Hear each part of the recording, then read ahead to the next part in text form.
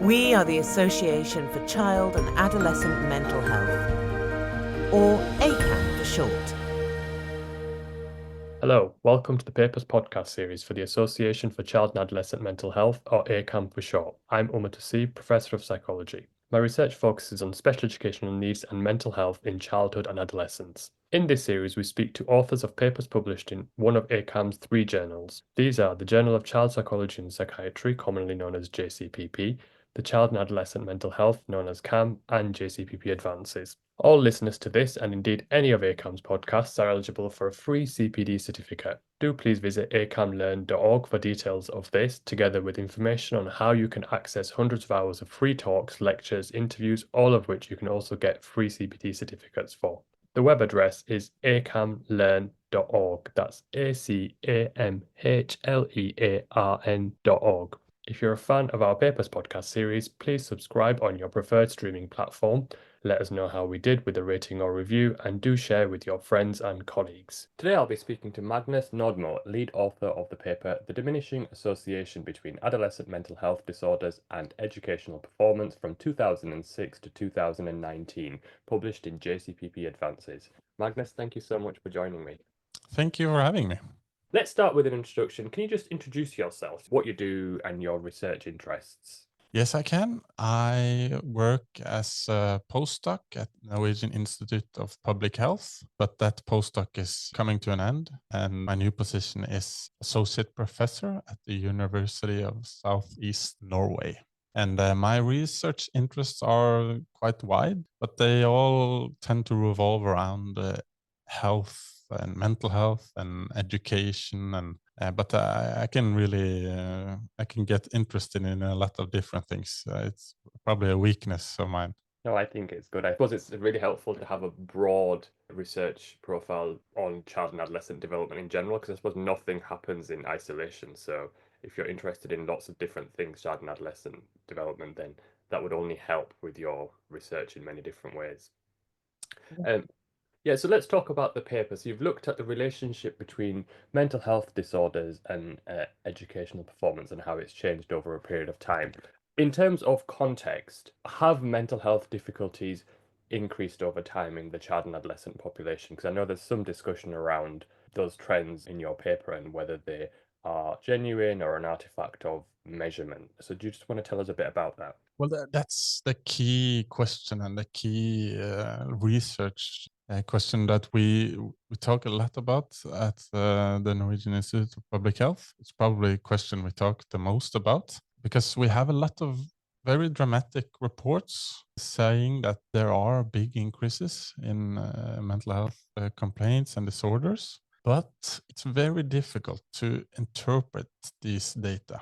It's not like measuring the temperature where you can just say, oh, it's increasing or decreasing. You have a big challenge in that people define these subjective states themselves. People I talk to often think that researchers and clinicians have specialized tools that allows them to look into the brain and see objectively what's going on. But we have nothing of the sort, actually. So we rely on people who interpret their problems, and you don't have to be a philosopher or a sociologist to understand that this interpretation has changed a lot. If you compare the grandparents who are alive now, they didn't talk about anxiety or ADHD or depression. They had a completely different vocabulary, and more than just vocabulary, they probably understood how their mental health relates to the world in completely different ways than youth today. And that's not controversial. That has to be true. So what the motivation for this paper was to give a perspective on this, because we feel like the more perspective we have on mental health in adolescents, the better it is. And the less likely we are to go into this trap where we just read off the data like it's the temperature gauge and then say, but it's also, of course, you can go into the opposite trap and be completely relativistic and say, well, we don't know anything and we can't say anything. So it's a balance act, those two things. Thank you. And in the introduction, you talk about 3 different forms of or measurement as self-reporting symptoms of mental health difficulties, research-based clinical assessments of mental health disorders, and then diagnostic at the health care level labels of mental health disorders. And then you talk about how those might indicate that there's a different trend depending on which type of data you look at. Do you just want to summarize that for us, as in what does it look like if we look at symptoms? What does it look like if we look at clinical assessments in research environments? And what does it look like if we look at diagnostic labels? It's as you say, you can group the studies into those three roughly, but one of them is in a sense unique. If you can ask people themselves to rate themselves on a scale of depression or items to check off to make a diagnosis. And you can also look for diagnostic data in health registers. That's what we have done. But the one that's sort of special is if you get a third party, like a specialist, to assess.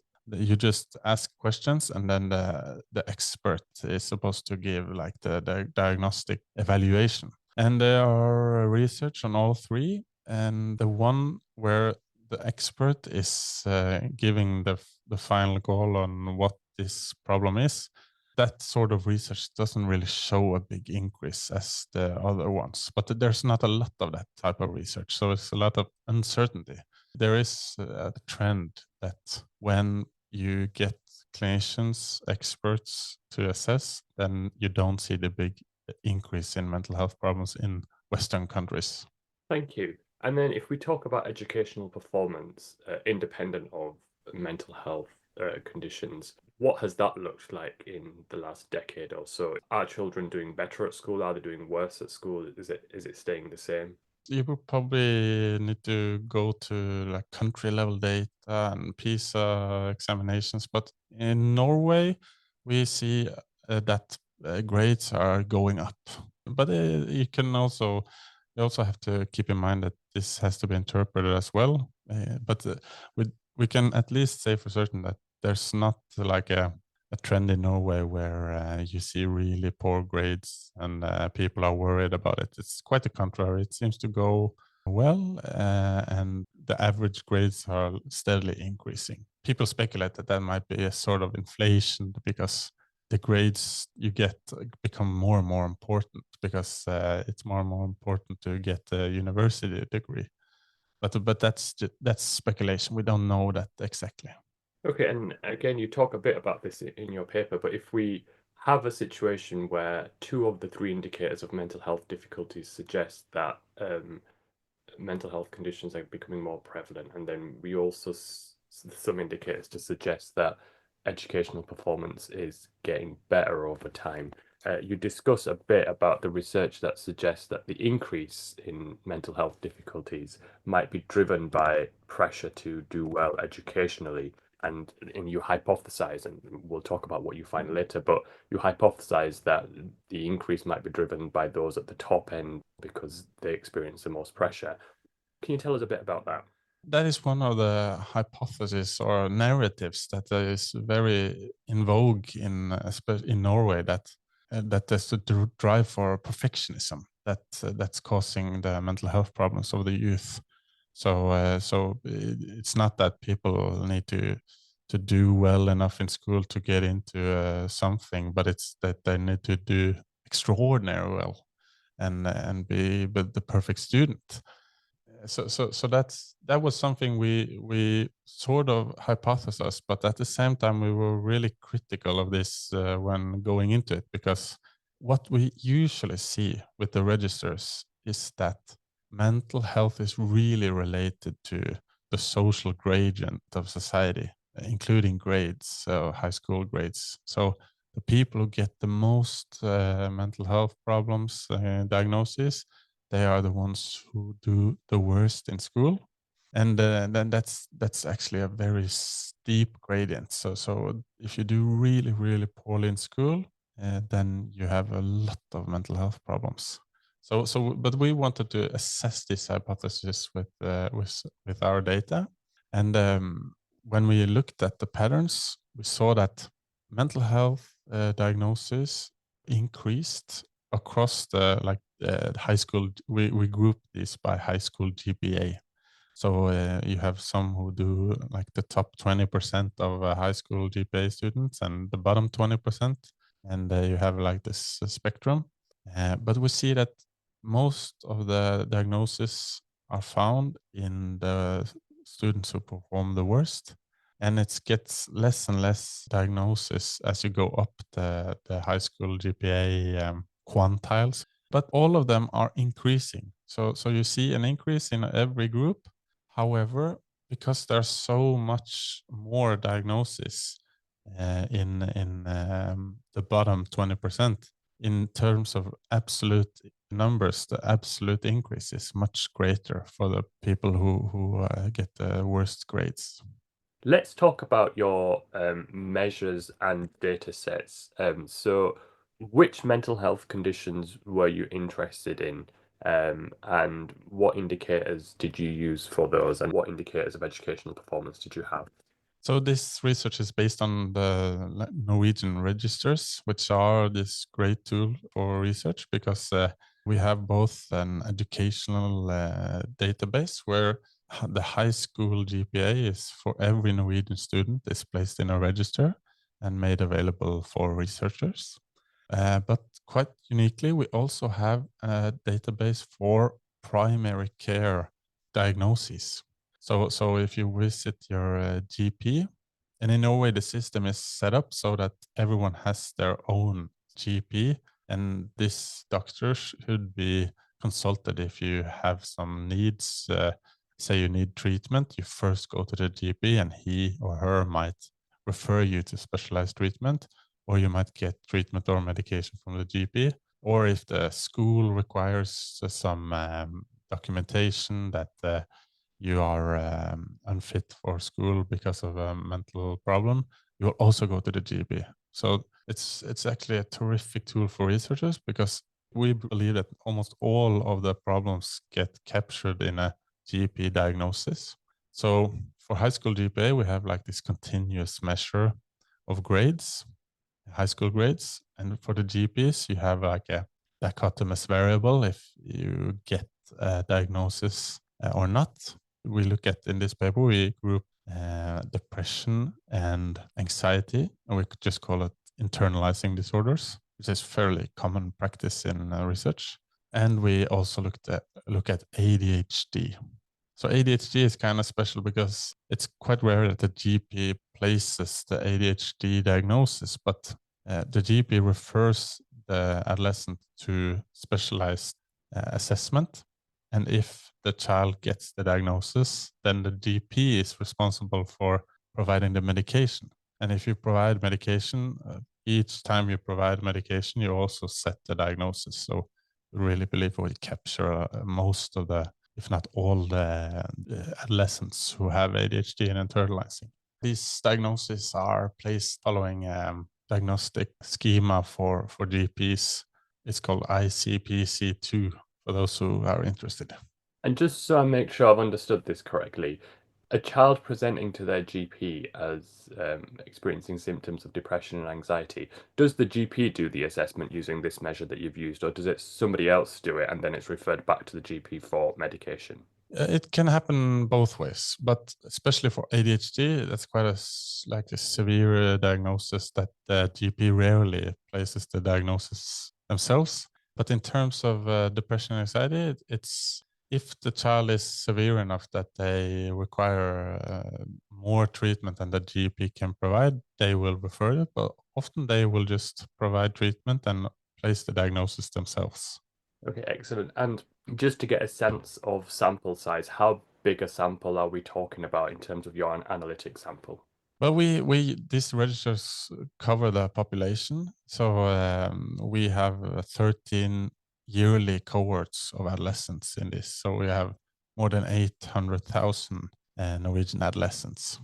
So there might be some who are left out of the registers in special cases where if they immigrate to Norway and something happens, like timing wise, but it's rare. Like most of the adolescents are here. And let's get on to the findings, and let's start with prevalence. So we talked earlier about what you would potentially expect in terms of the prevalence of mental health disorders over time and also educational performance over time. What did you find for those two separate indicators? How did they change between the years that you were interested in?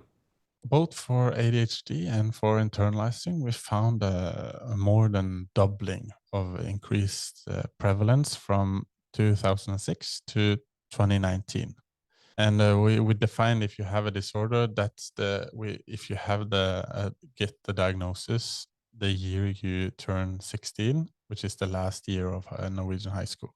And that's more than doubled for both disorders. So there's much more ADHD in boys and much more internalizing in girls, but the increase are seen for both boys and girls. And also, as I said, the GPA increases in the same time point.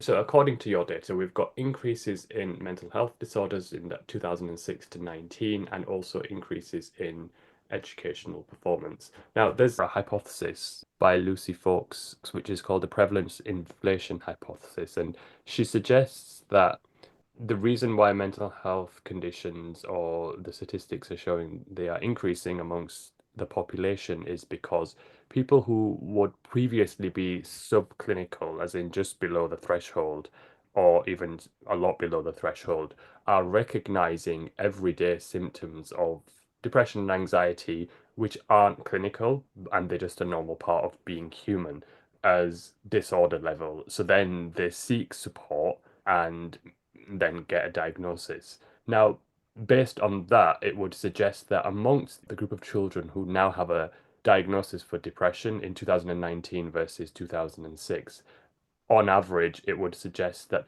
the group in 2006 would have higher levels of depression because they would have been at more at the extreme end of a normal distribution curve compared to the 2019 kids. Based on that, I would predict that the relationship between mental health disorders and educational performance would weaken over time, just because the group that you've got with mental health disorders, on the whole, on average, has lower levels of mental health difficulties compared to the group that you previously had. Is that what you found? And was that your rationale? That was indeed our rationale. And as you said, we wanted to use this. I mean, both ADHD and internalizing, they should, in theory, really impact school performance, because it should be really hard to learn stuff when you're depressed and if you're anxious, and of course ADHD. And it's been well documented that this connection. So it's sort of a test of like a validity test, in a sense that if these constructs are changing in young people's minds and in the systems that we deal with, then we should see this change that you see, that it gets less and less severe, the association between having a mental health problem and how well you do in school. That's exactly our what the goal of this paper was, and we found exactly what we would expect if that was the case, that parallel to the increasing prevalence, there is a decreasing a negative association with high school GPA. To say it another way, in 2006, there were not a lot of students with internalizing and ADHD, but they did poorly in school. In 2019, there's a lot more children who have these diagnoses, but this group does better in school. This is sort of evidence for this claim, but we discuss a lot about you can't be certain because there are many things that change in this time point, and of course the educational system and treatment system radically changed over the time. So you could make the case that, well, actually, we're getting better at treating mental health problems, and the school is getting better at managing people, and those things can't be ignored. But we place emphasis on this like threshold kind of a hypothesis because when you look at this change from a population point of view, it's really hard to change the needle. It has to be a very like fundamental process if the relationship between having a disorder and your school performance should change. So we think it's not that likely that positive treatment, because when you treat an adolescent with anxiety or ADHD, then there's often positive benefits, but the results are often poorer than you might expect. So we're not that good at treating adolescent mental health problems, and we're really not good at treating adolescent health problems if the outcome measure is school performance. So it's not that likely, but it can't be ruled out.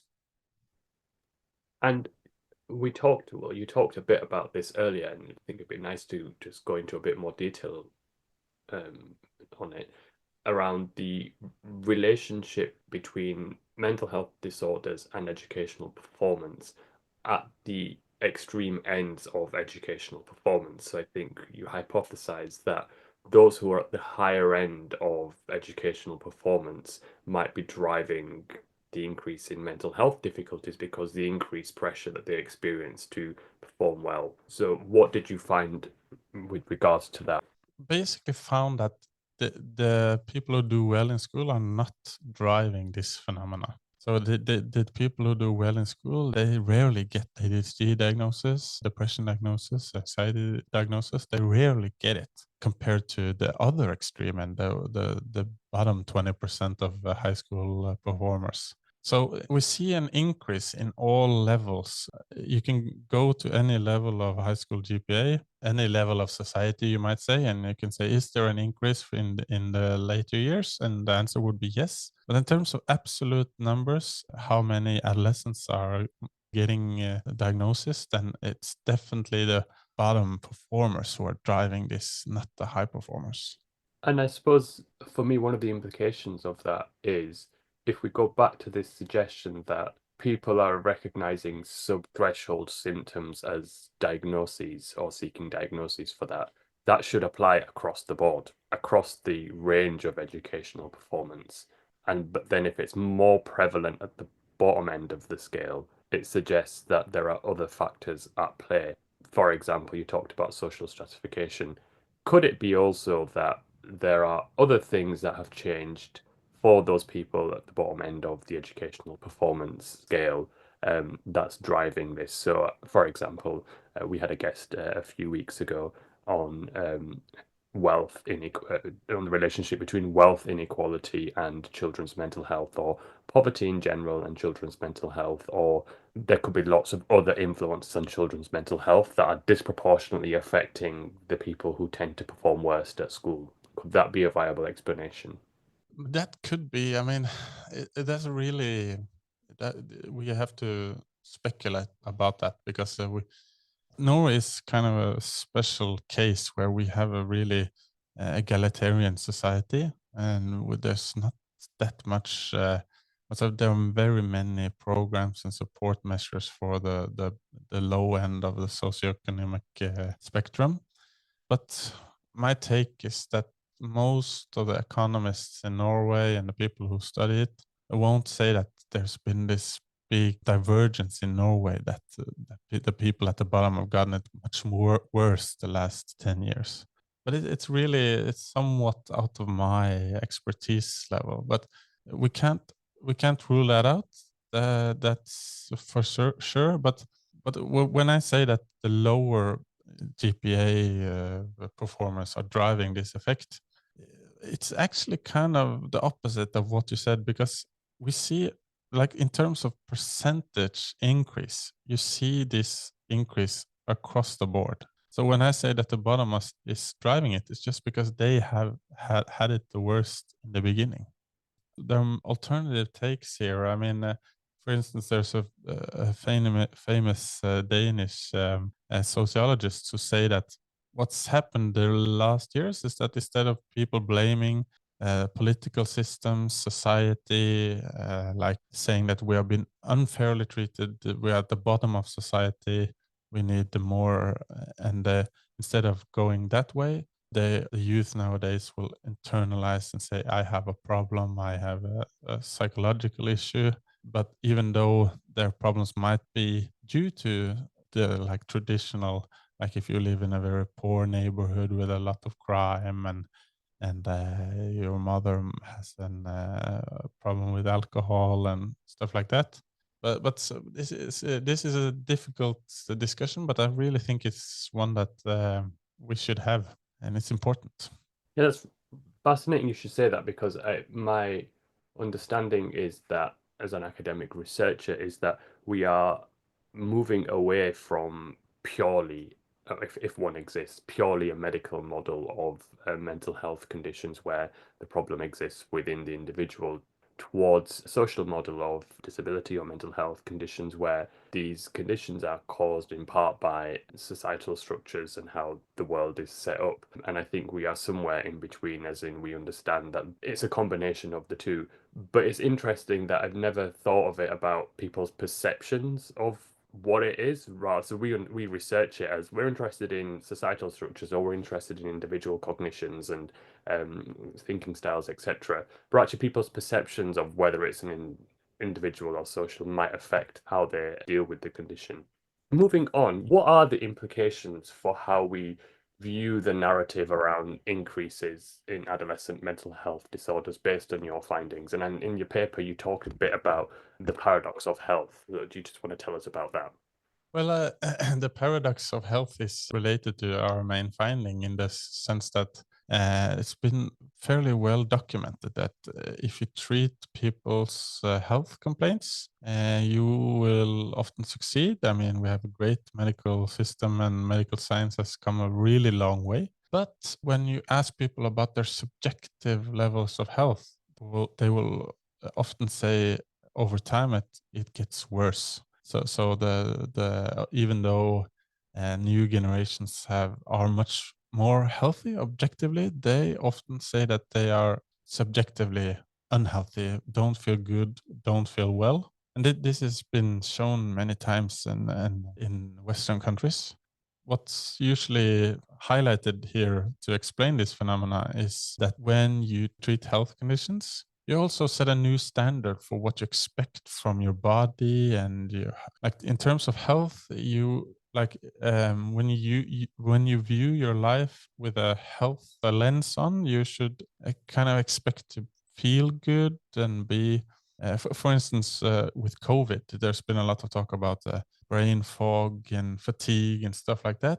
And once you view your subjective health in terms of how am I feeling? Am I feeling fatigued? And am I foggy cognitively wise? That might change something. As before, you might not have given it a lot of thought. You just kind of went with it. I have pains and I have problems, but now it's like an expected.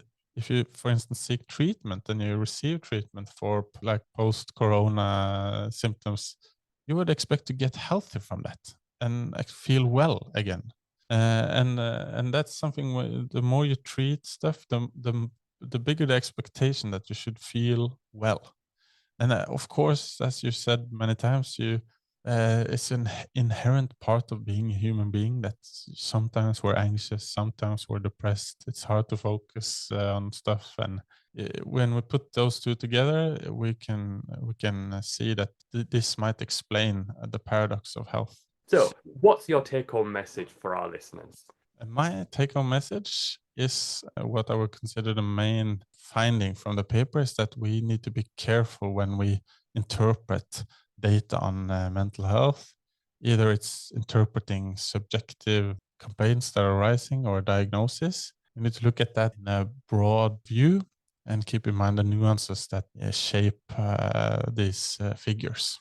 Thank you so much, Magnus. That's been a fantastic discussion. For more details on the paper, please visit the ACAM website. That's www.acam.org, and Twitter @ACAM. ACAM is spelled ACAMH.